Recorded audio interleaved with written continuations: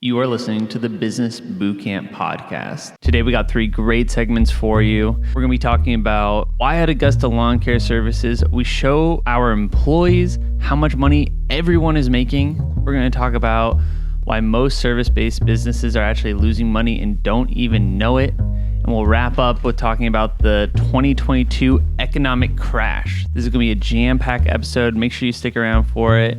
And as always, you can find the full video versions of these episodes on YouTube under Mike Andes. But let's jump into it and talk about paying based on performance and showing the employees the numbers behind the business. Here we go. Now at P4Psoftware.com, you can actually allow your employees to see exactly how much money people are making in the business and who is the most efficient. Now it doesn't exactly share with everyone how much dollars they make in a paycheck, but it does share the per hour efficiency of each employee. We're actually making some changes right now where you'll actually show the dollars per hour earned by each employee as they are working throughout the week, live every single day. Now the question is, how is this ethical? Is this right? And why are you doing this? So the first thing is you have to remember that they're not paid by the hour. Otherwise it'd be a really boring chart. It'd be a really boring leaderboard of who makes the most money in the company. And that is what leads most of the time, in my opinion, to cultural rifts and issues in the business, is because people start to compare their hourly wage with other people and they start realizing that I work harder, I work longer hours, I put in more effort, and I'm making less money than so-and-so. How is that fair? How is it fair that I show up to work early, that I research at night how to become more efficient and become better at my job? I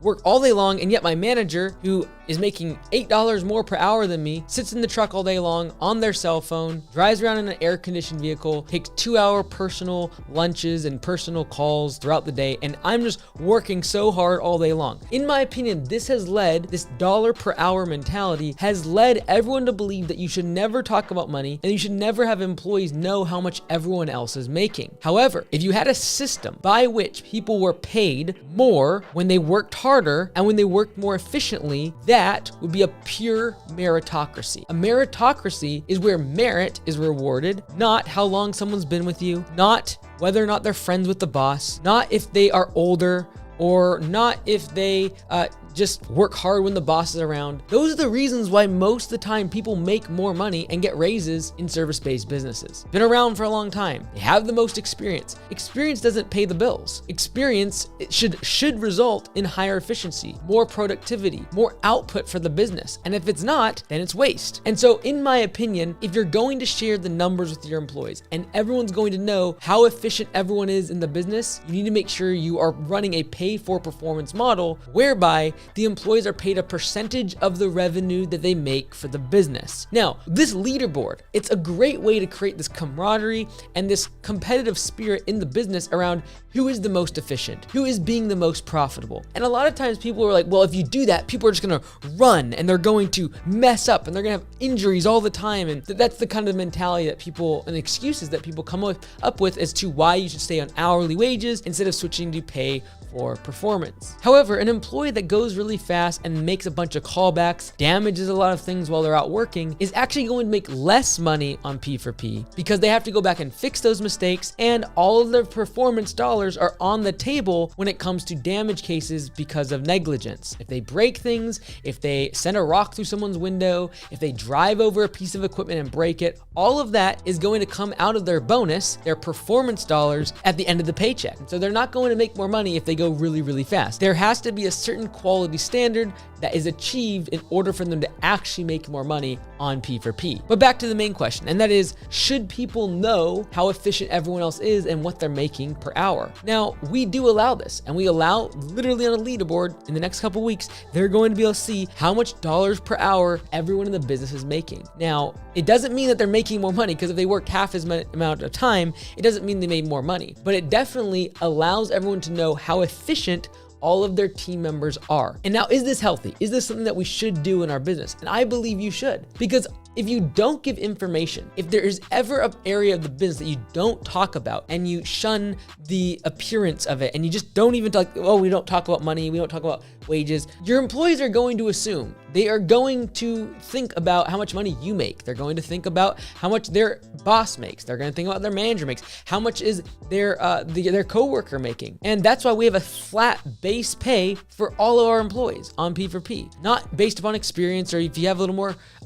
time with the company, you make more. It's like, look, everyone's at the same base pay. Anything above that is going to be based upon performance. That way, when we do share the numbers and when people do see how much everyone is making, it's strictly based upon who works the hardest, who works the smartest, who is the most efficient. That's the person making the money. And furthermore, it allows the lower performers to understand and realize that there is opportunity to make more money on P4P, and it allows them to see who they should potentially learn from and talk to when it comes to them wanting to increase their paycheck and increase their productivity and increase their efficiency. And that's really what P4Psoftware.com is all about. You can go there. It's completely free for the training. Just go P4Psoftware.com/training. You can literally book a call with a CPA from our team that's going to walk you through and answer your questions about pay for performance. It's a great system, and I truly believe that sharing your numbers with your team, having a leaderboard, having a scoreboard, it's like playing a game. And when you look at the game of business, you have to realize that people want a scoreboard. They want to be able to look at something and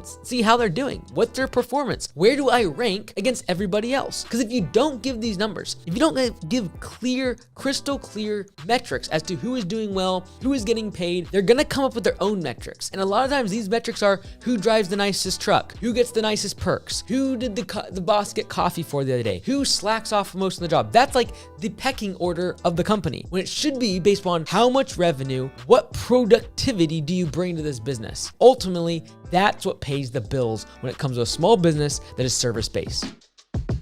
Hopefully that was insightful for you guys and shows why showing them the numbers can actually improve your business and why it's actually not a bad thing, because it's showing who's working the hardest and not just who's getting paid the most.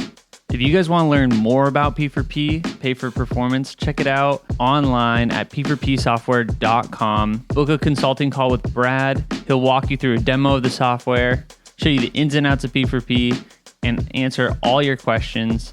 If you're interested in a better way to pay, check it out, P4Psoftware.com. Well, let's jump back into it and hear why most service-based businesses are actually losing money and don't even know it. Here we go. So if you are in lawn care, landscaping, roofing, construction, whatever it might be, most of us have a spring rush, a time when the phone is ringing off the hook, customers are calling, and we're growing our businesses, but our cash flow and our bank statements don't show it. We literally start to run out of cash during the time when we are the busiest. And the reason for that is this. During the spring rush, you are hiring people, you are advertising, you're buying trucks, you're buying equipment, and all of that puts a massive drain on your cash reserves. And so what actually happens for most small businesses, because the main reason I'm making this video is so you don't feel like a loser, because no one talks about this. Most small businesses, if you're growing, actually lose money from a cash flow perspective during those months. And I still remember when it would take me till June 1st just to get above zero for the calendar year. So in January, we weren't very busy. I might lose $5,000 or $10,000 in my business. And in February, we were ramping up, getting ready for spring rush. We were hiring and buying new stuff and new equipment and all the rest of it. And I'd go $15,000, $20,000 down. And then March, we had a very inefficient labor because all these new hires and people break stuff and yellow slips and damage cases and all this stuff has happened. I might lose more money. And even though the business now, the revenue is growing, everything like that is just going, up and up and up, and we're growing the company. But from a profitability standpoint, I'm actually losing money every single month. And it wasn't until March and April, then May, and then June. But then in order to actually become above zero, I've got to be profitable with that same $5,000, $10,000, $20,000. So before I actually hit zero, literally, we would talk about June and sometimes into July before I was above zero. Now, this is not uncommon. And the main reason I'm making this video today is so you don't feel like a loser because this is happening to you. This is very, very common in service-based businesses that are seasonal and are growing. And when I say growing, anything above 15 to 20% year-over-year growth is relatively substantial and is going to therefore impact your cash reserves. You cannot grow a business by 50, 60, 80, 100% a year over year, and expect there not to be massive cash draws in the form of equipment, trucks, capital expenditures, hiring, advertising, and everything everything else that goes into growing a business. So what are we supposed to do about it? Well, obviously it's not a good thing, but what you want to track is how long does it take you to get to zero? How long does it take you to go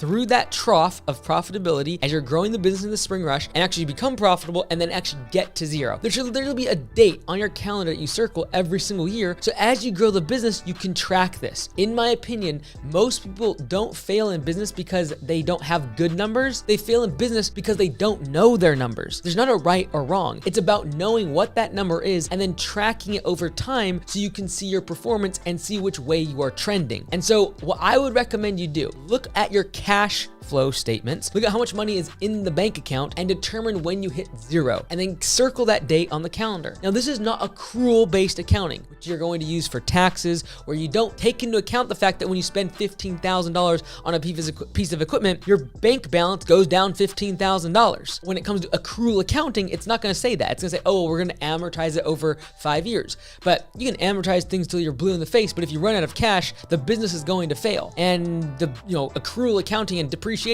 doesn't pay for your food or your bills. So you got to keep track of your cash-based accounting and actually determine when, from a cash perspective, you get above zero. And do not be alarmed. Do not be surprised if you're growing very quickly or you are new to the business in the first 5 years of your business being in operation, that it can literally take till May, June, or even July to get above that zero marker. And then usually the second half of the year for service-based businesses is where we see most of our profits. I've seen it where 70 to 80% of profits are made in the second half of the year, because by then you don't need more trucks, you don't need more equipment, you don't have to establish a new team of employees because you've already trained them up. Now they're efficient, now they're much more profitable. You've kind of figured out certain systems or glitches in those systems to be able to be more efficient. That is when you actually make most of your profit. But this is what I want you to determine, and this is what I want you to track. What day of the year are you hitting break even? What day of the year have you dug yourself out from a cash perspective and your bank balance basically hits back what it was January 1st? And do not be surprised, do not be alarmed if that takes longer. As the business grows, as it improves,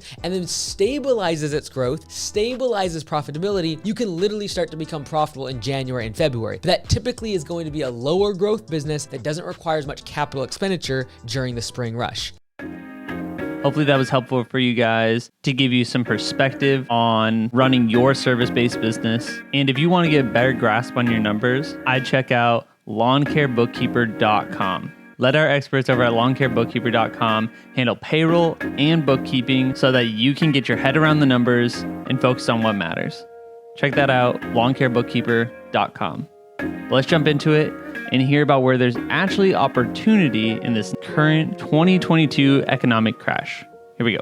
Hey everyone, it's Mike Andes here, and today I'm going to talk about the macroeconomic picture, where our economy is at, and how it's going to affect you and your small business. If you don't know who I am, I'm Mike Andes. I'm the founder of Augusta Lawn Care. We have over 90 locations around North America, but today I want to talk about what's happening in the stock market, what's happening in the real estate market, why is that happening, and more importantly, the opportunity that's coming up for small businesses. Now, last couple of weeks have been brutal for small businesses. If you look at the jobs report that just came out, it basically said that small businesses are losing employees right now, and big businesses are just hiring like crazy. But that was for last month. And this is what I want to talk about today. I really think there's going to be a really big opportunity to be able to hire employees coming up here this summer. And let me explain why. I said the same thing back in January at Landscape Summit. I said, hey, look, we're going to come up for a bit of a reprieve from this whole labor market issue. So let me kind of explain what happened. So this is 2020, right? At the very beginning of the year, 2022. And at the beginning of the year, we had Omicron, right? Omicron virus came out, and a lot of people kind of went back down into lockdown in a lot of markets. And so what happened is we had a whole bunch of layoffs. Layoffs were really high, and so all of a sudden we had this opportunity in like February and March to be able to hire. Is a really good opportunity to hire people, because all of a sudden we could actually find employees. And that was caused from a month or two prior having that whole bunch of layoffs from Omicron. And I believe, this is my prediction, that what we're gonna see in a couple months is another softening. It's not gonna be easy to hire people, but it's gonna be a softening in the labor market to where you can actually hire employees, and they're gonna actually show up to interviews. They're going to actually want a job. They're going to actually want to work. and show up to work. And the reason for that, in my opinion, is the fact that right now, if you look at a lot of the large Fortune 500 companies that are giving their reports, they are forecasting a slowdown, and they're forecasting a weakening of demand, and they're laying off a ton of employees. Amazon just laid off tens of thousands of employees, and they literally admitted to overhiring because of the anticipated demand that they were having in 2020, 2021. And all of a sudden, they're like, oh, we don't need all these hundreds of thousands of people that we hired. And so they're just laying them off. Netflix laid off hundreds of thousands of people. Lots of these large, massive companies are laying people off. And we're going to see, I truly believe, in the months of June, July, or August, somewhere in that period of time, we're going to have another 6 to 8 week window to be able to hire employees. So what should you be doing right now? Because right now, if you're watching this at the very beginning or middle of May 2022, it's extremely hard to hire employees. A lot of people don't show up to interviews. You just can't find anyone that wants to work, it seems. Especially if you're in home improvement, labor type work, it's very difficult to find employees. And again, the reason I talked with our franchisees last week about this, the reason for this is because the average person, the average household in the United States, their net worth is 140% greater now than it was in 2019, so before the pandemic. The reason for that is because all the stimulus, people got free rent, they didn't have to pay for their student loans, a whole bunch of stuff that went into that. But at the end of the day, if an employee feels like they're 140% richer, 140% wealthier, they're not going to feel the need to have to work hard or go get a job. They're not going to feel that burning desire they got to go get employed. They don't feel like they need to. Well, that's going to go away because into 140%, well, if their net worth prior to the pandemic was $3,000, literally that means it needs to go up to $8,000 in order to be able for them to have a 140% increase in their net worth. Because the average renter has a net worth under $10,000. The average homeowner over $100,000. And so if we look at the average entry-level employee, it's probably renting, probably getting started as entry-level, they feel rich right now, rich comparatively to 2019. And so it's been very, very difficult to hire employees. Unemployment is extremely low right now. It's under 4%. Well, that's going to change in my opinion. These massive companies that have overhired and are now laying off, that are seeing a weakening of demand, that their stock price in the past 2 to 3 months has been cut in half or more. The NASDAQ is in bear market. The S&P 500 is right next to it. The Dow has been trimmed massively in the past couple months. These companies, they trade on their stock price, and they make hiring decisions based upon their stock price. And when that's hurt and it has been massively cut at these massive companies, they're going to start cutting employees, and those employees can be picked up by small business owners. Now, net, it's going to be horrible for small business owners. A weakening of demand is going to hit small business owners like never before. It's going to be absolutely cataclysmic. But for the owners, the business owners, and the companies that can hold on to their employees, that can make sure that they are efficient enough to weather this storm of a recession that we're going to go into, and whether or not the news or politicians want to admit it, we're probably in a recession right now. With the fact that the rates have now been increased, mortgage rates literally have doubled in the past few months. And so we're going to see a weakening in the house market later in this year. That's going to happen. What we've seen in the stock market over the past 2 to 3 months is going to happen in the real estate market. That's going to affect every single small business owner, every single person that does home improvement. When your clients start to see the value of their property go down 20, 30%, that's going to change their mind about whether or not they're going to do project-based work or use that extra home equity line of credit on a massive project on their property. It's going to affect all of us. But the companies that will win are the ones that are going to be able to keep recurring revenue throughout those months. It's going to be the employers that are able to hire these employees that are currently going to be laid off from these massive corporations that have been hogging all of the labor. And you can tell in the job report, I'm not making up that they're hogging the employees. Look at the job report. 400,000+ jobs added last year to companies that had more than 1,000 employees. While at the same time, small businesses with less than 20 employees had a negative print of almost 100,000 employees lost jobs last month. So what's going to happen, in my opinion? We're going to see a shift. We're going to see the ability for us to be able to hire people, because for most small businesses that have 5, 10, 15 employees, the biggest limiting factor to our growth right now is finding labor. It is finding employees that want to work, and I truly believe that as we go into a recessionary time with inflation going up, not only is it going to pinch the working class, unfortunately, in their net worth, and they're going to feel that need to go get a job. We're also seeing right now these massive job layoffs from big companies. Carvana just laid off thousands of employees the other day. Well, they weren't just a year ago because their stock was 90% higher than it is today. Sorry, not 90%. It was almost 10x higher than it is today. So 1,000% greater. So these companies that have been inflated, their stock price, they're getting whacked right now. They're laying off a lot of people. We're going to have an opportunity to hire employees. But at that same time, we're going to have a weaker economy as we head into the summer and in the fall, and it's gonna be crazy times. So it's the same story: systems, treating employees well, and making sure you have a good culture, and making sure you can pay a competitive wage using pay for performance. These are all things that are going to allow you to weather the storm and get on the other side and take market share from your competition. And you'll get on the other side of this while 80% of the market goes out of business. You'll pick up their employees and their customers for pennies on the dollar. I hope that was helpful. Check out MikeAndes.com for more information, and we'll see you tomorrow. Hopefully that gives you guys some insight on how you can pounce during this economic downturn and actually benefit your small business. That's all we got for you today on the Business Bootcamp podcast. As always, if you want some more Mike Andes content, head over to MikeAndes.com or check us out on YouTube. We'll see you there.